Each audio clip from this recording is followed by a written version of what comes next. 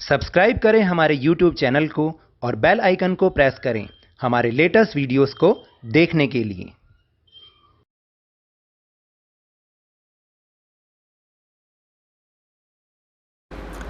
Hello and welcome to Lavneesh Sir की class. This is Directorate of Education GNCT of Delhi's worksheet number 1, and it is only for class 8 students. It has taken from the subject English, and we will learn and understand poem The Ant and the Cricket. तो आज की इस worksheet में हम poem number 1 जो कि आपकी text book में पोयम है, सबसे पहली पोयम है, वो है the ant and the cricket. यानी ये जो क्रिकेट शब्द है ना, ये वो बैट बॉल वाला क्रिकेट नहीं है, ये है एक टिड्डे की कहानी। समझे आप? तो एक चींटी और टिड्डे की पोयम बहुत ही मज़ेदार है, बहुत ध्यान से सुनिएगा और समझिएगा। तो चलिए शुरुआत करते हैं मेरे साथ और समझने की कोशिश करते हैं। Read the sentences given below, tick one option that applies to you. आपको क्या करना है, नीचे कुछ सेंटेंस दे रखे हैं, उनको ध्यान से पढ़ना है और उस ऑप्शन पर टिक करना है जो आप पर अप्लाई होती है, यानी ये आपके लिए है। जैसे पहला सेंटेंस है आई complete my work on time. अब आप बताइए, आप अपना काम जो है वो समय पर ख़त्म करते हैं हमेशा, कभी कभी या फिर कभी नहीं? तो इसके लिए तो आपको ऑलवेज़ ही लगाना चाहिए, क्योंकि आप अपना काम समय पे ही ख़त्म करते हैं, मुझे भी पता है। फिर दूसरा है I plan my task and activities, यानी मैं अपनी जो भी एक्टिविटीज़ हैं, जो भी काम है, उनके लिए प्लान करता हूँ। तो ऑलवेज़ या समटाइम्स या नेवर, ये भी ऑलवेज़ ही होगा, क्योंकि आप हमेशा प्लान बना के ही कोई काम करते होंगे। और फिर है when I work I get distracted, यानी जब मैं काम करता हूँ मैं डिस्ट्रैक्ट हो जाता हूँ, मेरा मन इधर उधर भटकता है। तो ये होता है क्या कभी? नहीं, ये हम नेवर कर सकते हैं। फिर है इसके बाद given below is a poem about an ant and a cricket. यहाँ पर नीचे एक पोएम दे रखी है जो कि एंट और क्रिकेट के बारे में है। The cricket spends the summer singing and playing. देखिए, जो क्रिकेट था, टिड्डा था, वो अपनी पूरी गर्मियाँ गाते और खेलते हुए बिताता था। He doesn't plan anything for the future.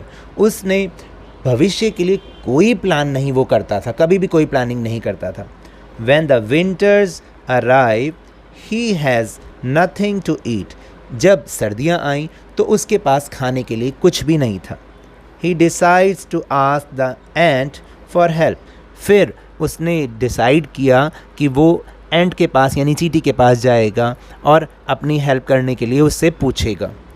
Now read the first 2 stanzas from the poem and answer the questions that below. अब आपको क्या करना है, पोएम से दिए गए 2 स्टेंजास को समझना है, पढ़ना है।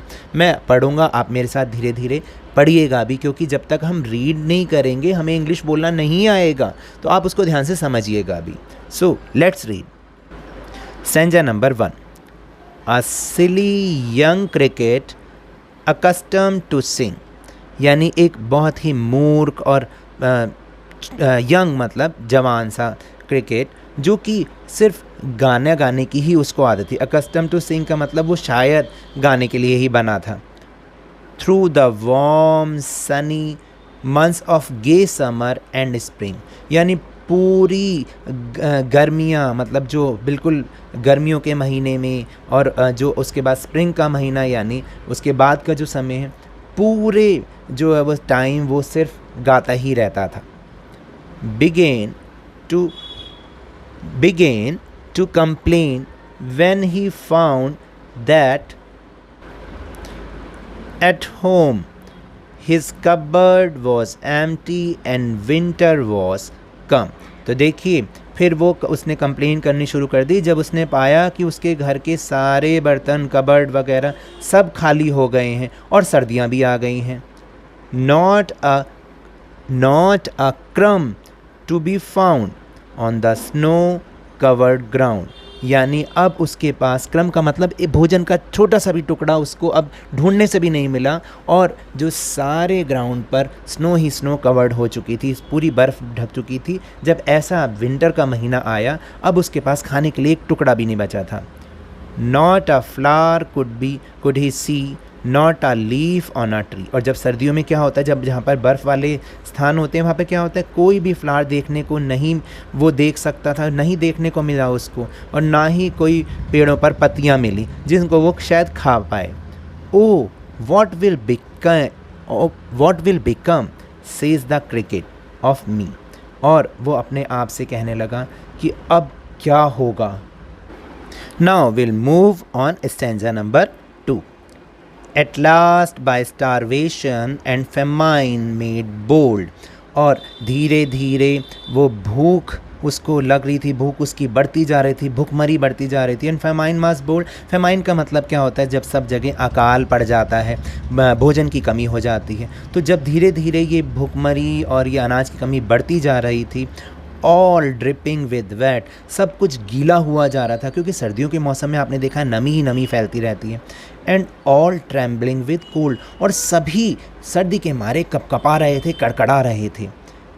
Away he set off to a miserly ant, और फिर उसने क्या किया, वो उसके पास गया, किसके पास गया, चींटी के पास। माइजरली एंट का मतलब होता है जो हर चीज़ कंजूसों से यूज़ करती है, कंजूसी से यूज़ करती है और बचा बचा के रखती है। ऐसी एंट के पास वो गया, यानी ऐसी चींटी के पास वो गया। To see if to keep him alive he would grant, और ये के लिए मतलब ऐसी एंट के पास गया इस उम्मीद से गया कि शायद वो उसे ज़िंदा रखेगी, अगर वो थोड़ा बहुत उसको दान दे देगी तो शायद वो ज़िंदा भी रह जाएगा। ही would grant him shelter from rain, और वो उसको इस बारिश से बचाएगी भी। End of mouth full of grain, और वो उसको थोड़ा बहुत कुछ खाने के लिए कुछ भोजन भी दे देगी। He wished only to borrow, और उसने क्या इच्छा जाहिर करी कि वो उसको केवल उधार चाहिए। He would repay it tomorrow, और वो समय आने पर यानी कल जब सही हो जाएगा वो उसको वापस कर देगा। If not he must die of starvation and sorrow, और अगर ऐसा नहीं हुआ, यानी चींटी ने अगर ऐसी दयालुता नहीं दिखाई, उसको भोजन नहीं दिया, उसको बारिश से नहीं बचाया, तो वो भुखमरी के कारण और दुख के कारण ज़रूर मर जाएगा। तो अब आपको समझ में आया ये दोनों के दोनों stanza. Now question number 1, name the 2 characters in the above stories. आपको दोनों कैरेक्टर्स के नाम बताने, किसके बारे में ये स्टोरी थी। यस, पहला कैरेक्टर है एंट और दूसरा है क्रिकेट। तो अब आपको ऐसे ही लिखना है, ठीक है। फिर इसके बाद है second question, why did cricket complain, choose the correct option. भाई क्रिकेट जो है, वो टिड्डा जो है, वो शिकायत क्यों करने लगा, कंप्लेन क्यों करने लगा, आपको सही उत्तर को चूज़ करना है। There was no food in his cupboard, या फिर he could not sing and dance, या he did not like summers, यानी उसके पास खाने के लिए कुछ नहीं था, उसका बर्तन खाली थे, या वो डांस और गाना नहीं गा पा रहा था, या फिर वो उसको समर्स पसंद नहीं आ रहे थे। तो क्या होगा इसका answer, answer is A, there was no food in his cupboard. फिर next question is find 3 words from the first stanza associate with summer and spring, यानी समर और स्प्रिंग सीजन से जुड़े हुए आपको 3 शब्द बताने हैं जो कि फर्स्ट स्टैंजा में आए हैं। तो समर कैसे होते हैं, समर और स्प्रिंग। वार्म, पहला वर्ड हो गया वार्म, जो कि स्टैंजा नंबर 1 में था, वार्म, एम है ये बेटा, वार्म। फिर है सनी, और क्या है, स्प्रिंग, NG, ऐसे लिखना आपने, SPR। मैं इसको दोबारा से बता देता हूँ, ये आप लिख सकते हैं वार्म, सनी एंड स्प्रिंग। फिर next will move on question number 4।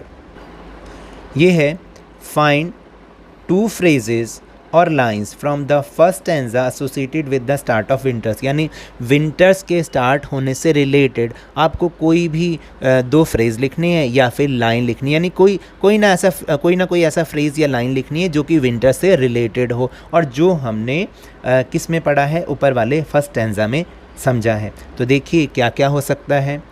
एक तो हो गया on the snow covered ground, snow covered ground, एक तो ये हो गया, ठीक है।